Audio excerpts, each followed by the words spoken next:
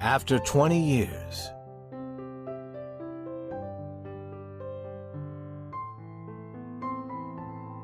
The cop moved along the street looking strong and important. This was the way he always moved. He was not thinking of how he looked. There were few people on the street to see him. It was only about 10 at night, but it was cold, and there was a wind with a little rain in it. He stopped at doors as he walked along, trying each door to be sure that it was closed for the night. Now and then he turned and looked up and down the street. He was a fine-looking cop, watchful, guarding the peace.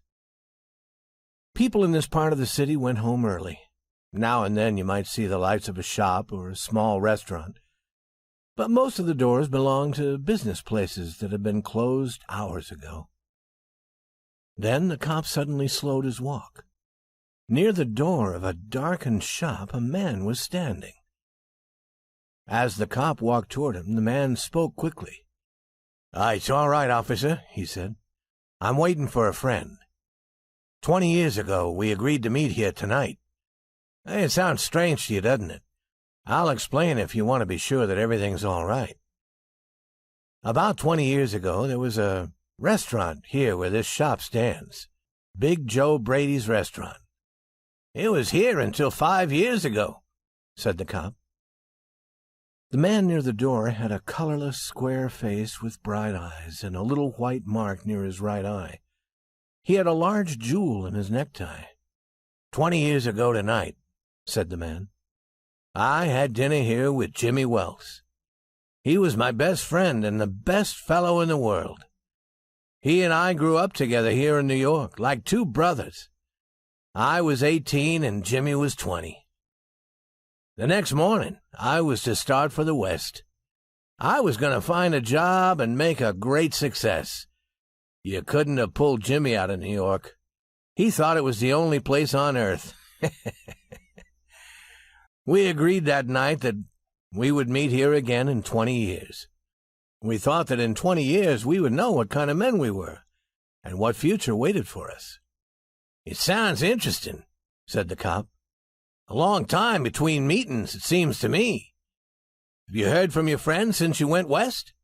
"Yes, for a time we did write to each other," said the man. "But after a year or two we stopped. The West is big.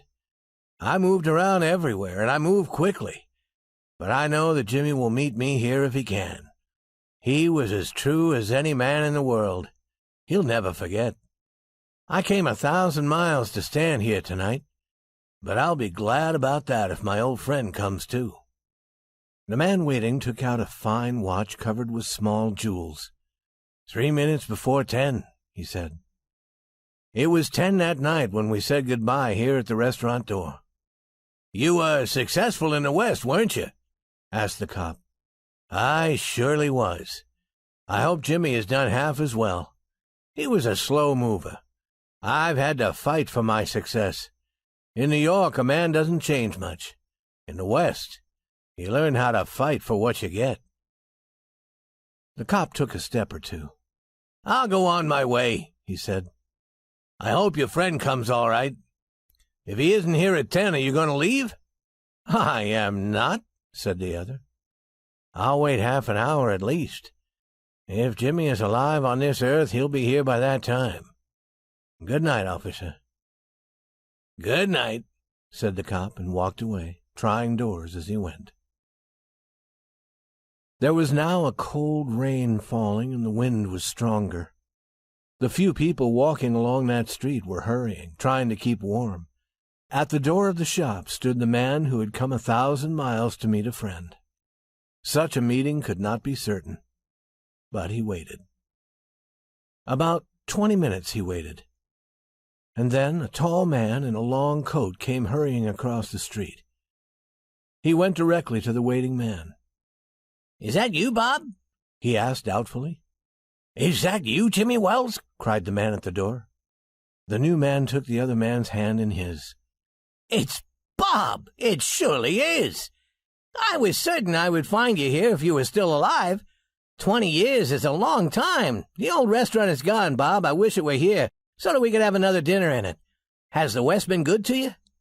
"They gave me everything I asked for." "You've changed, Jimmy. I never thought you were so tall."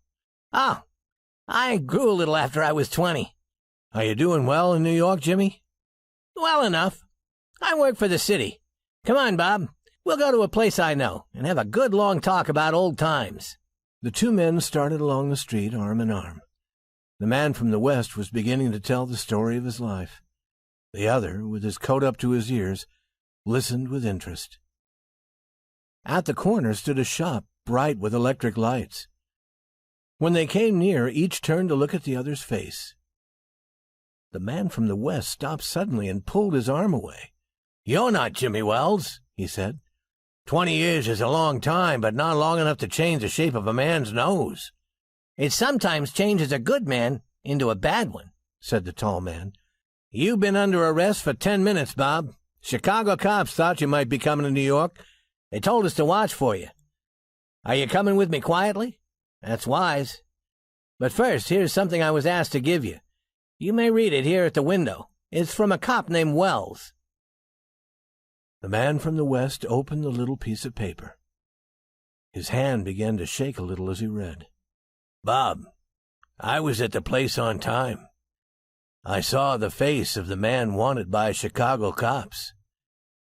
I didn't want to arrest you myself, so I went and got another cop and sent him to do the job. Jimmy."